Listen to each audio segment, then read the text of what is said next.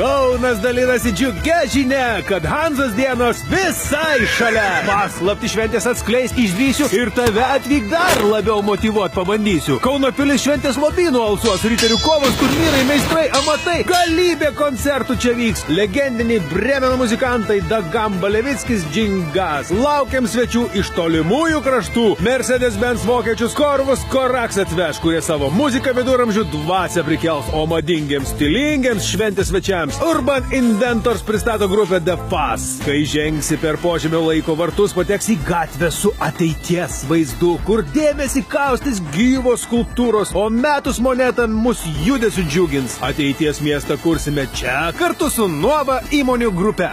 Šeštadienio vakarą dangui aptemus lazerio efektų šou erdvę papuoš ir didžiai gerą veiksmą užkurs. Dar laukia bike show geležiniai žirgai, galiūnų turnyras, vandens motociklų lenktynės. Kad šventė išties įspūdinga bus, žada galingi Hanzos pirkliai, ukrainietiški rudledai, o Kauno Akropolis generalinis rėmėjas bus. Žinias skleis Kauno diena, Radio centras. Tad įsidėmėk 3 gegužės dienas 19, 20 ir 21, nes laukiamas Kauno Hanzos šventėje esi.